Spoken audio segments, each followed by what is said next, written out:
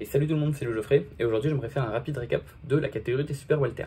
C'est une catégorie qui a été intéressante il y a quelques années, puis il y a eu un énorme drop d'intérêt de mon point de vue à peu près au moment où Charlot a pris les titres, parce que le règne de Charlot était immonde, et là depuis qu'on a un petit Australien qui s'appelle Tissou qui est arrivé dans le game, la catégorie s'est redynamisée de fou furieux, et actuellement c'est l'une des catégories les plus intéressantes de la boxe, surtout qu'avec les super moyens qui se dédansent un petit peu, enfin pas mal de gens qui montent quoi, les super mouches qui sont un peu à l'arrêt, et quoi d'autre, les légers, super légers, où ça se tape vraiment toujours pas, bah en fait les super welter peut-être sont actuellement en train de devenir la catégorie la plus intéressante de la boxe sur cette période. Donc je vous invite particulièrement à vous y intéresser. Et c'est pour ça que je vous propose de faire un rapide récap de tous les noms vraiment qu'il y a à savoir après dans cette caté, des affrontements qu'il y a eu entre eux et des futurs affrontements qu'on va avoir. Qu'est-ce qui fait qu'actuellement la caté devient intéressante essentiellement? C'est qu'on a beaucoup de têtes qui émergent et en même temps on a des têtes déjà présentes des welter qui montent. Alors je vais peut-être commencer par les welter qui montent avant de commencer par redonner un petit peu qu'est-ce qui s'est passé avant et qu'est-ce qui va se passer par la suite. Globalement, les welter, c'est une catégorie qui traînait un peu du boudin. On avait Spence, qui était du coup un champion, qui a commencé à récupérer les ceintures en 2017, si je dis pas de bêtises, et qui avait atteint un 28-0, je crois, et qui a énormément de KO, je crois, autour de 24-25. Donc on avait quand même un type qui, notamment, a réussi à récupérer 3 ceintures bien par ce moyen-là. Il a eu un accident de voiture en 2021, ce qui l'a pas mal handicapé dans la suite de sa carrière. Il a combattu pas très fréquemment et on se demandait un peu à quel point on avait toujours le Old Spence, à quel point le combattant s'était perdu avec ça. Accident de voiture très grave, hein, il a réussi à revenir et tout, mais on avait quand même des interrogations.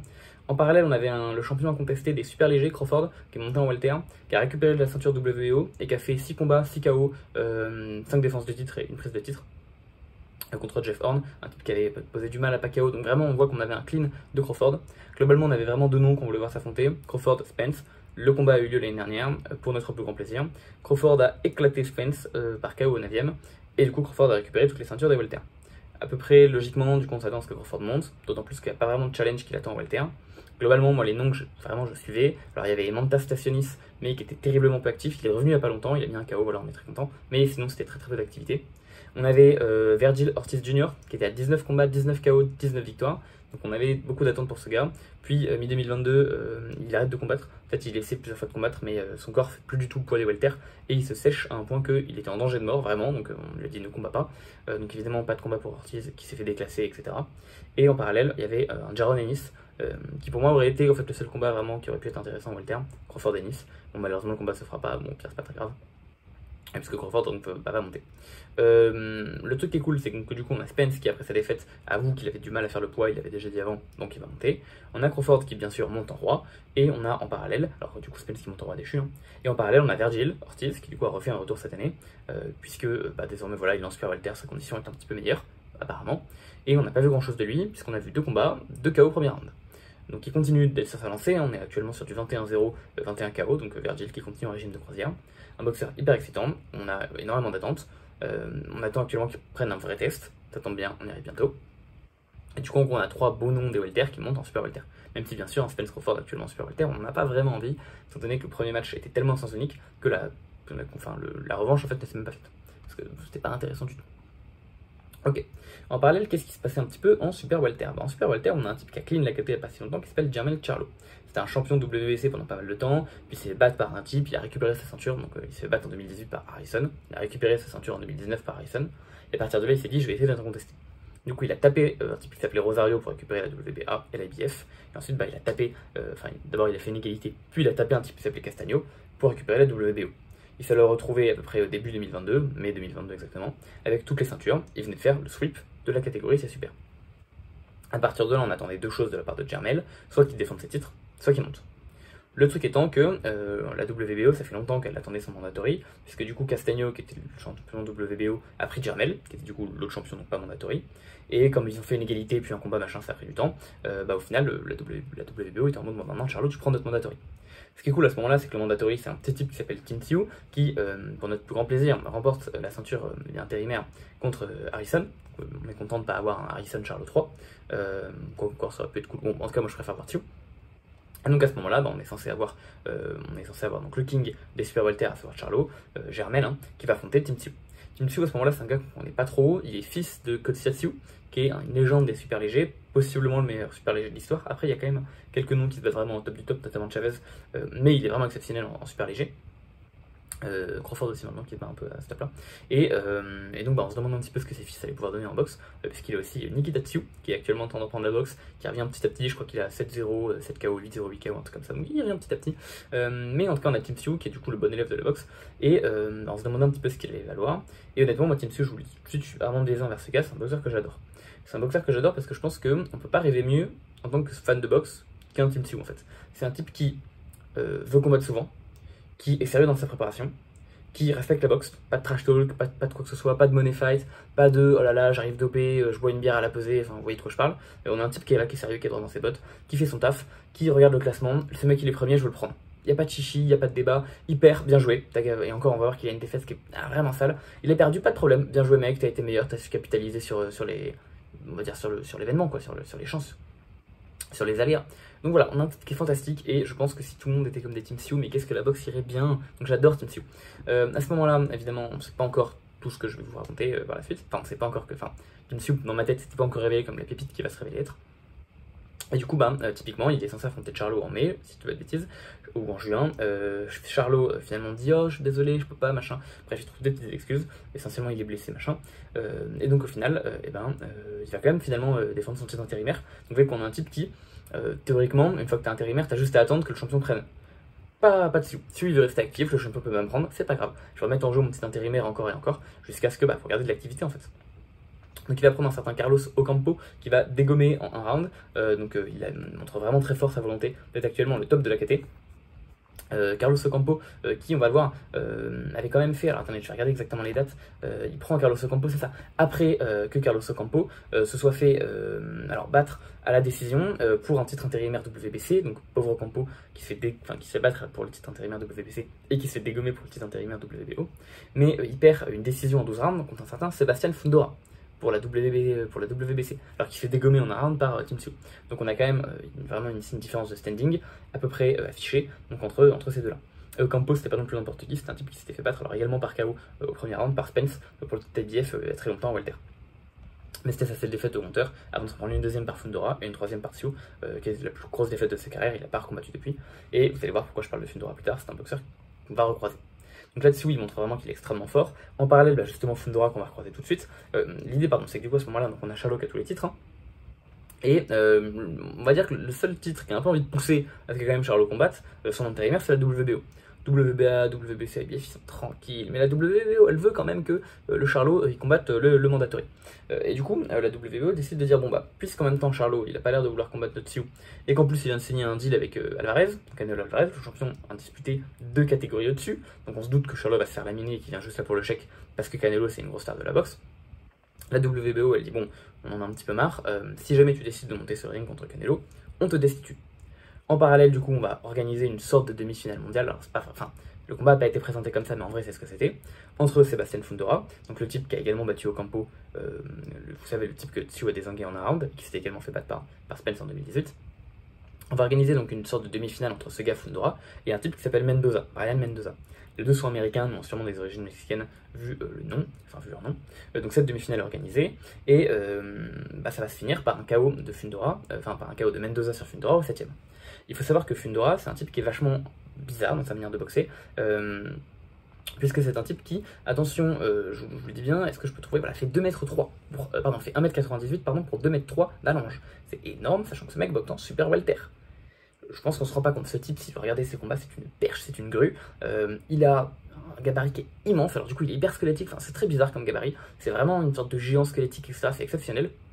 Et du coup, surtout ce qui est particulier, c'est que ce type a une capacité, une volonté de venir à la bagarre. Alors que vous voyez, ce qu'on vous apprend à la base de la boxe, si vous êtes grand, profitez totalement, restez à distance, jabber, boxez de l'extérieur. Si vous êtes petit, allez à l'intérieur, vous allez gêner les mecs plus grands, et en même temps à l'intérieur c'est bien de pas trop charger ses coups, et quand vous avez les bras courts, vous avez la possibilité de mettre plus de force avec des coups moins chargés. Donc faites-le en fait, parce que vous avez maximum de bol de livre, je pense pas dans les détails. Et du coup on s'attendrait à ce qu'un mec très grand boxe à l'extérieur, c'est pas le cas. Fundora il vient au contact, il charbonne. C'est vachement spécial, d'autant plus que c'est en général pas hyper, c'est rare les boxeurs qui font ça. Je peux malgré tout citer quelques boxeurs qui sont très grands et qui arrivent à faire des très bonnes choses à l'intérieur. Je pense notamment à Sandy Sadler, très grand champion open des années 50, Ça tombe bien puisque j'ai fait justement une vidéo sur Sandy Sadler, je vous invite donc à aller la regarder, voilà c'est la première vidéo que j'ai sortie sur cette chaîne. Mais bon, malgré tout, Fundora, il y a quand même pas mal de gens qui disent que c'est un peu terrible en termes de technique. Alors il frappe fort et il vient à l'intérieur contre en défiant toutes les lois de la logique, mais c'est quand même limité. Notamment, j'ai eu pas mal de ses analyses dans des combats futurs où son jab est terrible, terrible dans le sens où c'est de la merde, hein, c'est-à-dire qu'il met aucun pas avec son jab, etc. C'est pas fou du tout.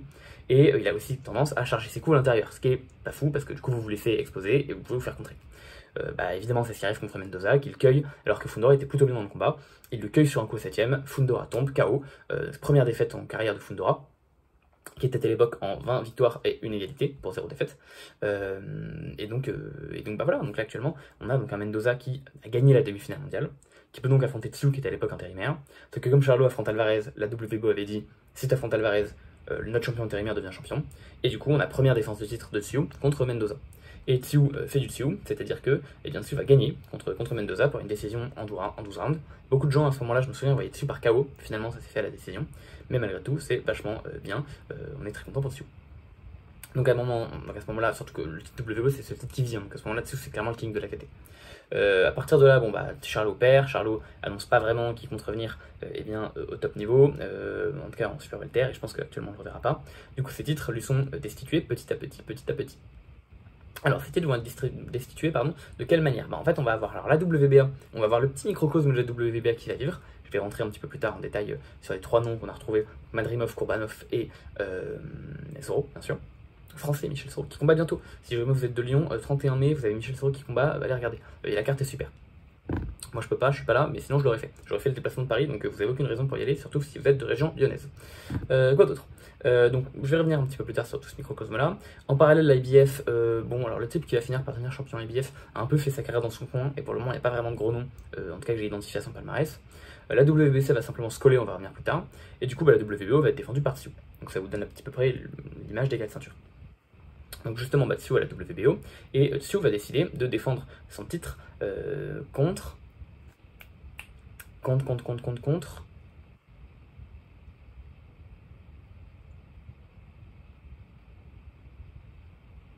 Oui, pardon.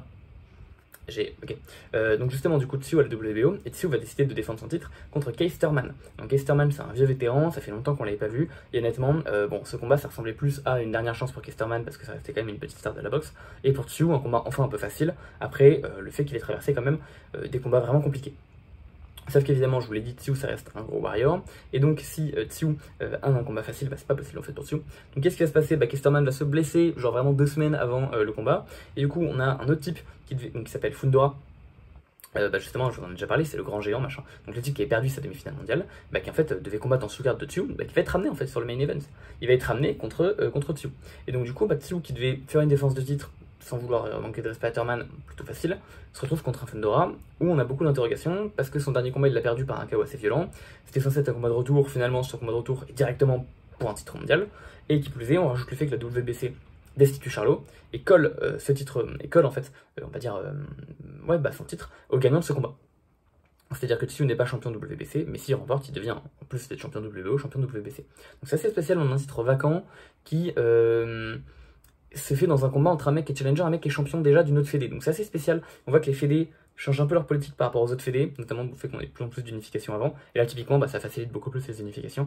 Et voilà, la WBC qui reconnaît qu'en vrai, bon ces gars c'est quand même les patrons, notamment Tszyu, et que du coup on va pas s'amuser à remettre la WBC en jeu dans un autre combat entre 2 mecs qui sont beaucoup moins bien classés, parce qu'il y en a un qui est déjà champion de WBO. Donc pour le coup, chapeau à la WBC qui l'a fait un bon taf.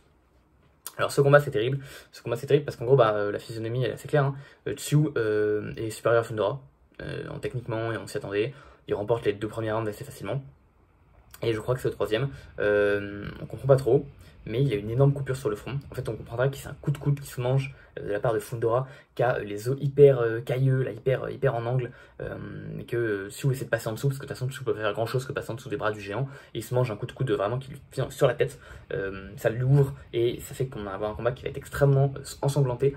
Également, Tszyu va réussir à faire ouvrir des coupures sur Fundora, donc ça fait qu'on a un bain de sang pas possible dans ce combat, et évidemment la coupure gêne énormément Tszyu, qui maintient malgré tout Les 12 rounds, hein, il ne se fera pas arrêter, il abandonnera pas. Mais du coup, le combat est terrible parce que Tsu est hyper gêné. En attendant, du coup, on a un Fundora, en plus on le voit, je suis désolé, hein, mais Fundora, techniquement, continue de faire n'importe quoi, notamment avec des jabs hyper faibles que Tsu a parfaitement maîtrisé dès le début du combat et que d'un coup, il est plus capable de voir venir. Et si par hasard Fundora avait eu un jab correct, bah, il aurait été compétitif au début de combat et il aurait mis la misère dessus derrière. Donc, bah, du coup, c'est terrible parce qu'on a Tsu qui perd en plus une décision partagée. Je sais qu'il y a quand même des gens qui le voyaient devant. Je vais pas faire le combat en direct, donc je vais pas forcément m'étendre dessus. Mais bref, du coup, c'est vraiment crève-cœur pour Tsu qui perd un combat.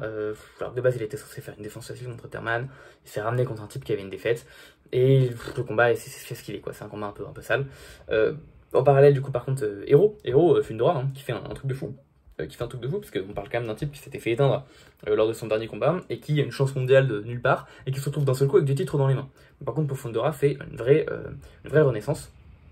C'est un combat malgré tout où il arrive à capitaliser sur les aléas et Tsu le reconnaîtra, bien joué à toi, machin, très classe.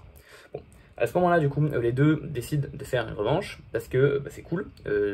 Tsu a été honnête, il a donné sa chance à Fundora, il n'y a pas de souci. Il a reconnu qu'il avait été meilleur parce qu'il avait su profiter des aléas. Enfin bref, il s'est barré en champion classe ultime. Fundora, lui, de son côté, d'un côté, bon bah, ouais, voilà, Tsu s'est bien comporté. La revanche semble actée. Donc c'est génial, on va voir la WBC et la WBO avec un match revanche entre Tsu et Fundora, c'est génial. Le truc étant que Fundora, il est quand même blessé, Tsu pareil, donc ils peuvent se combattre en fin d'année. Enfin, Tsu ça va, il peut revenir un peu plus vite, mais Fundora est censé pouvoir recombattre que vers la fin d'année. Et du coup, en gros, le plan, c'est que Tsu refait un combat entre temps, puis s'il gagne, les deux se raffrontent, genre en octobre ou en décembre. Donc c'est super, tout roule de fou, parce que Fundora est quand même plus blessé que Tsu. Ok, on va voir qu'il va y avoir des petites choses en plus qui vont se dérouler. En parallèle, la WBA, qu'est-ce qui se passe dans cette WBA? En gros, il y avait 3 boxeurs qui étaient vraiment au top de la WBA. On avait Madrimov, Ouzbékistan, Kourbanov, qui était russe, et Michel Soro, qui était français. Soro et Madrimov vont s'affronter. Soro était à ce moment-là classé numéro 1, donc en gros, c'était la demi-finale mondiale, et le prochain combat, c'était le combat pour le titre. Soro va perdre cette demi-finale mondiale par TKO au 9ème, donc c'est terrible. Il va avoir droit à une revanche contre Madrimov, et cette revanche, elle va s'arrêter dès le début par technical decision, technical draw du coup le 3ème round, à cause d'une coupure de Soro. Donc c'est un peu un truc qui va dans l'œuf, parce que le premier combat, on se dit vas-y quand même, c'était serré malgré ce KO, et la revanche est méritée. La revanche, en fait du coup, elle est signée, le combat se fait, mais en fait le combat se fait pas, parce qu'il a arrêté hyper tôt à cause d'une coupure. Donc c'est quand même pas fou. En parallèle, il y a une deuxième demi-finale qui est redonnée à Soro, une deuxième chance qui est redonnée à Soro, contre le russe Kourbanov. Donc les gens sont cool, avant que Madrimov puisse affronter, donc Madrimov on va dire a gagné sa chance, parce qu'à ce moment-là, ce qu'il faut comprendre, c'est qu'on a Soro qui est classé numéro 1, et Madrimov et Kourbanov qui sont en dessous. Donc Soro et Madrimov s'affrontent, et le gagnant a une chance pour le titre, donc Madrimov a une chance pour le titre. Soro perd la revanche se fait désigner par une égalité, on a vu ce qui s'est passé. Et malgré tout, il faut quand même un deuxième adversaire à Madrimov, puisqu'il faut 2 gens pour faire un combat. Et donc du coup, Soro a une nouvelle chance pour une demi-finale mondiale contre Kourbanov. Et cette fois-ci, Soro va perdre une décision partagée, sauf que en fait le combat c'est un vol. Il fait un combat contre un russe en Russie, et du coup il se fait voler. C'est une honte, je pense l'un des plus gros vols qu'on ait vu de ces dernières années. Ce qui est également terrible, parce que du coup on avait un Français qui était au top niveau, on a un Français qui aurait dû avoir une chance mondiale, qui aurait dû avoir son 3ème combat contre Madrimov, pour le titre, qui aurait pu faire vachement bien contre Madrimov. Et ce qui est terrible, c'est que du coup, on a Kourbanov qui va se retrouver contre Madrimov pour la chance mondiale. Kourbanov qui va se faire tarter parce que malgré tout, avec tout le respect que j'ai pour ce gars, en fait, il tient pas. Il tient pas contre Madrimov, donc il s'est perdre par KO au 5ème. Enfin, c'est terrible parce que du coup, il a une défaite immense alors que Soro l'avait quand même vraiment tenu. Donc si vous voulez, on a Soro qui tient quand même plutôt bien Madrimov, qui se fait voler contre un Kourbanov qui se fait éclater par Madrimov. Donc Kourbanov qui est pour moi clairement pas au top niveau. Ça fait qu'en fait, ce que je veux dire par là, ce qui est terrible, c'est qu'en fait on aurait dû avoir ce combat Soro-Madrimov pour le titre. Et ok, le premier combat des deux s'est soldé par une victoire de Madrimov, donc on pourrait se dire que dans tous les cas, même si Soro avait gagné contre Kourbanov, il aurait été illégitime pour le titre parce que Madrimov était le vrai gars. Mais de base, c'était Soro qui avait les cartes en main. Donc en fait, Soro de base, c'était lui qui avait la main haute. Et même s'il perd un round, on va dire même s'il perd la première bataille contre Madrimov, c'est malgré tout lui qui nécessite de perdre 2 batailles pour se faire arracher le titre. Vous voyez ce que je veux dire? Et du coup, c'est terrible parce qu'on a un type qui en plus, quand Madrimov arrive avec un manque d'activité immense parce que ça fait 2 ans qu'il n'a pas combattu. Enfin bref, terrible. Dans tous les cas, on a Madrimov qui récupère la WBA. Kourbanov, on n'a pas entendu reparler depuis, et de toute façon, je veux que ça m'a un peu dégoûté, même si c'est pas de sa faute, c'est pas lui qui a géré les juges, ce combat m'a quand même un peu dégoûté du boxeur en soi, même si voilà, je le répète, c'est pas lui qui était avec un pistolet sur la tempe des juges. Et du coup, surtout extrêmement déçu pour Soro, qui en vrai était un excellent français, et je pense qu'on se rend pas compte de la chance qu'on a eu d'avoir un tel boxeur en France, surtout qu'il n'est pas terminé, puisqu'il a encore des ambitions mondiales, et justement, il recombat à Lyon ce vendredi 31, donc vous n'avez aucune excuse pour ne pas aller le voir. Voilà. allez voir ça. Ok, donc ça c'est pour la WBA. Qu'est-ce qui va se passer par la suite pour la WBA? Actuellement on a Madrimov qui est champion, et on a Crawford, vous savez le petit roi des welter, qui va monter pour affronter Madrimov. Donc la WBA, Madrimov, qui va bientôt affronter Crawford. Crawford est plutôt favori, devrait récupérer le titre. En tout cas, pound for pound, c'est clairement un meilleur boxeur. Maintenant, Madrimov est plus gros, Crawford vient quand même des légers, donc voilà, quand même un petit peu de débat sur ce combat. On a fini pour la WBA.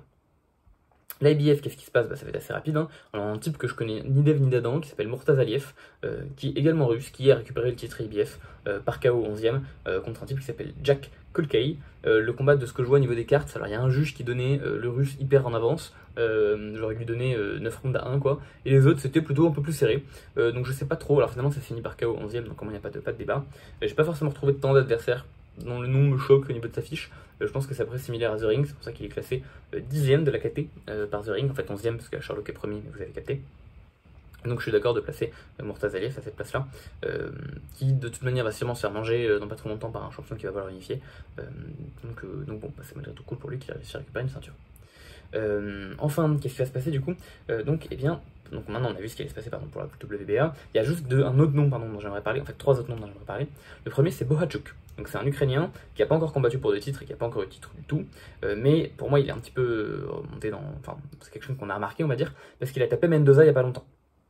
Mendoza, vous savez, c'était le type qui avait gagné sa demi-finale mondiale contre Fundora, qui s'est fait taper par Sioux, et Mendoza qui devait avoir un combat à peu près facile. Je crois que de base, alors je dis peut-être des conneries, mais je crois que Bohachuk devait affronter Fundora, puis comme Sterman s'est désisté, Fundora est monté contre Sioux, et il a fait l'upset, et du coup Bohachuk qui s'est retrouvé sans adversaire, Mendoza est venu l'affronter, et Bohachuk a gagné contre Mendoza. Donc c'est un peu terrible pour Mendoza. Alors le combat, je sais plus si c'est finale d'édition par KO, attendez, je vais voir si j'ai moyen de retrouver ça rapidement. Ouais, le combat s'est fini par la décision en 12 rounds. Décision par contre qui était assez large, c'est-à-dire qu'on 118-110, c'est 2 fois 117-111. Donc une décision qui est vachement large, ça fait drop encore plus Mendoza dans les classements, qui définitivement galère un petit peu sa dernière sortie. Essentiellement il a fait une très très bonne sortie contre Fundora, qu'il avait classé vraiment tout au haut, et là coup sur coup de Sioux et Bohachuk l'ont fait baisser. Enfin les deux derniers sur lesquels j'aimerais revenir, c'est Erickson Lubin et Jesus Ramos. Erickson Lubin, si vous voulez, c'est un peu alors, je vais pas dire gatekeeper, mais c'est un top contender depuis pas mal de temps. Il s'est tapé très vite par Charlot pour le titre WBC en 2017, KO au premier round. Après, il remonte pas mal, il affronte notamment Rosario qui arrive à gagner par KO au 6ème round, qui avait déjà perdu contre Charlot auparavant, mais qui était champion il n'y a pas longtemps. Puis ensuite, il s'est tapé par Fundora, encore lui, qui sort pas de son coin à la fin du 9ème et il s'est tapé. Et derrière, alors il fait un petit combat qui gagne par KO contre Luis Arias, et il fait un retour contre Jesus Ramos, qui était donc en sous-carte de Alvarez contre Charlot. Et j'ai vu ce combat en direct, et alors je l'ai pas revu depuis, mais dans ma tête, Ramos avait quand même bien tapé Lubin. Malgré tout, Lubin va remporter une décision unanime en 12 rounds, donc voilà, pour moi c'est encore une décision qui sent le poisson, qui sent l'œuf pourri, qui sent beaucoup de choses louches.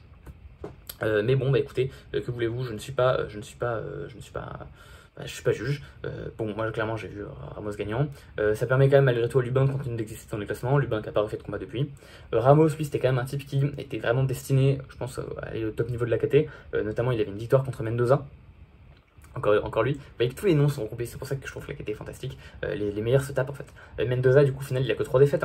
Il a eu une défaite justement contre Ramos, qu'ils ont eu tous les deux en tant que contenders. Il a eu ensuite une défaite contre Tsiou pour le titre, et enfin une défaite il n'y a pas longtemps contre Bohachuk, qu'il a un peu fait descendre.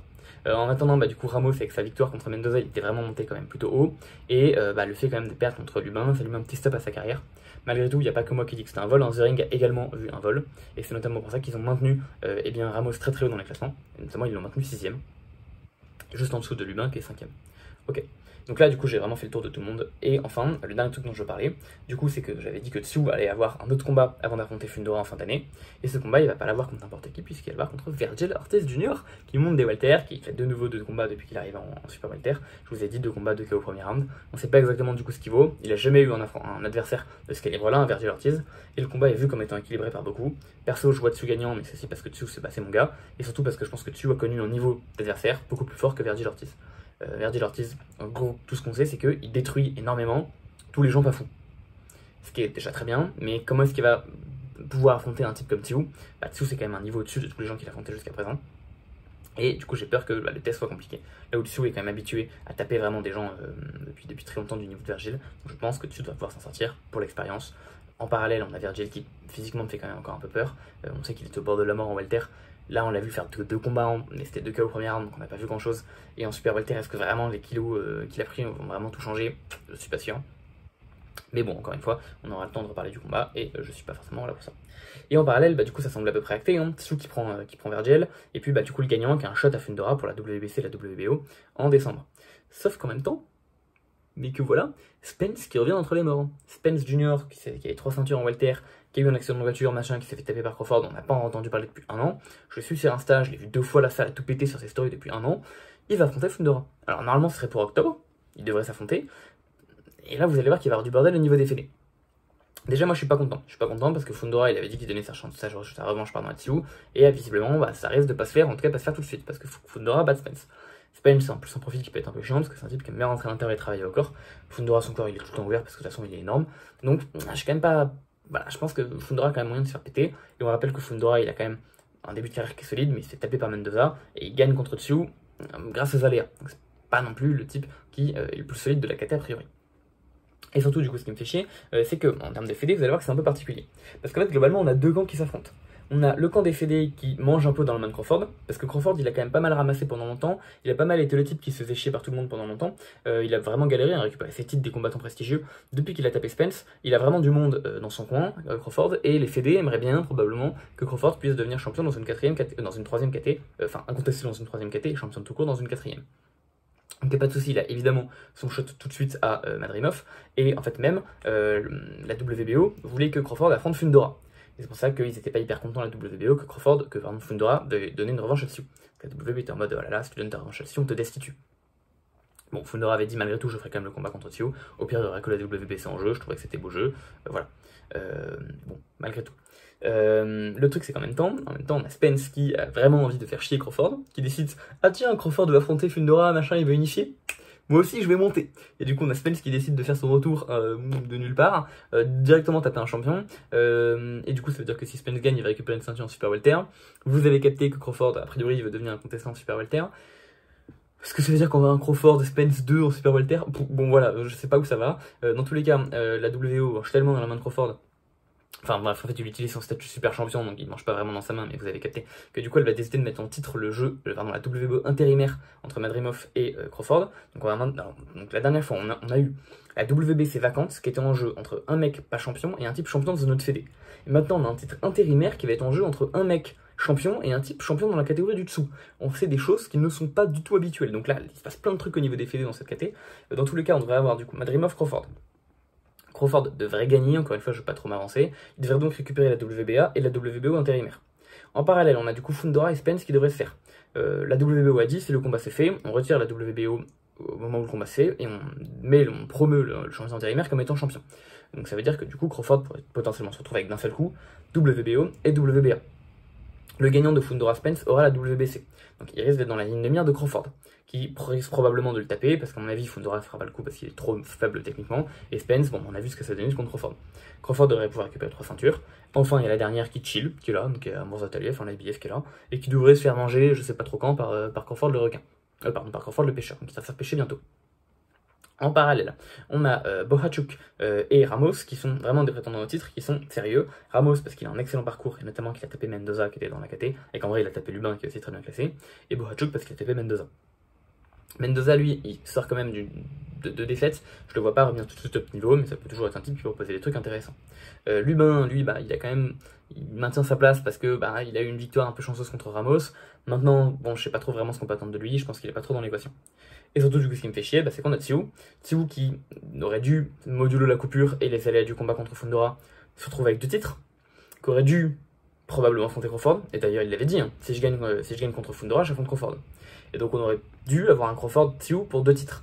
Et j'aurais adoré avoir un Crawford de Tsu parce que c'est 2 boxeurs que j'adore. Et ça aurait été un combat super. Ce qui me fait trop chier, c'est que sur une coupure à la con, on a Tsu qui se retrouve écarté des titres de champion du monde. Et là d'un seul coup les titres, en fait il semblerait que peut-être avant un bon moment, on n'ait pas vraiment de mecs pas titrés qui puissent avoir une chance pour le titre. Parce que si on a de nouveau des unifications, et ça veut dire que la KT des Super Welter, on aura eu plein d'unifications d'un coup. Et donc globalement personne de pas champion qui peut choper un titre, parce que les champions s'affrontent entre eux. On a eu une toute petite fenêtre dans laquelle Tsu a pu récupérer un titre. Et avant que ça se réunifie, et donc quand t'es champion, t'es bien parce que tu peux affronter d'autres champions, Tsu perd son titre de manière sale et pourra pas le récupérer parce que les champions vont s'affronter. si vous voulez, il perd sa chance, il perd sa place au tournoi des champions sur une coupure à la con, quoi. Donc voilà, moi ça me fait un peu chier pour Tsiu, mais bon écoutez, c'est mon gars, voilà. Globalement du coup, si je dois récap au niveau de la KT actuelle, parce que vous savez que c'était très dense en information et que la KT est dense. On a actuellement Charlot qui est champion The Ring, mais qui devrait probablement se faire destituer bientôt parce qu'il n'y a plus vraiment rien à faire dans la KT. Fundora qui est champion WBC WBO, qui a récupéré son titre de manière grâce à des aléas contre Tsiu, qui justement s'était fait taper contre Mendoza. Son titre WBO va sûrement être destitué lorsqu'il affrontera Spence. Son titre WBC lui par contre sera maintenu. Et justement il risque d'affronter Spence autour d'octobre. Spence lui qui du coup était champion de 3 ceintures dans la catégorie du dessous et qui s'est fait taper par Crawford.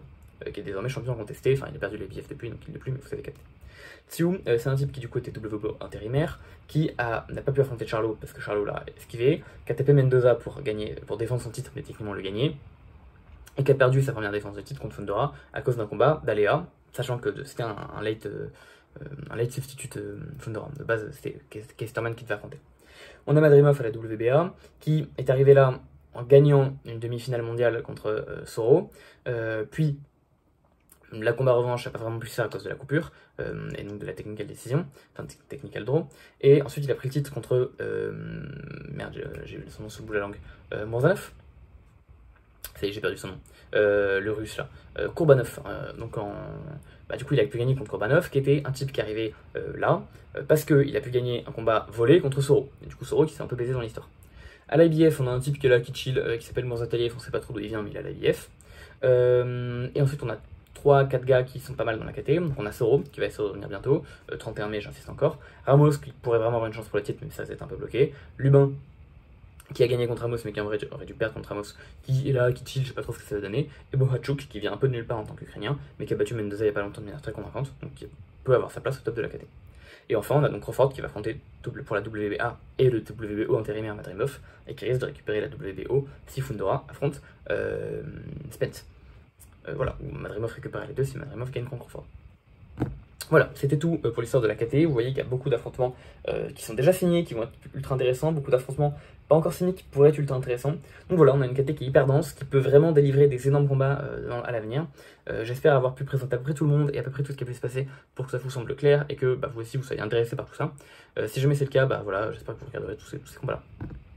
Sur ce, moi je vous souhaite une très bonne journée, la vidéo a déjà assez duré, 32 minutes, c'est beaucoup. J'espère que la vidéo vous aura plu, n'hésitez pas à liker, commenter, partager, tout ça. Et puis je vous souhaite une très bonne journée et je vous dis à la prochaine. Allez, bye bye.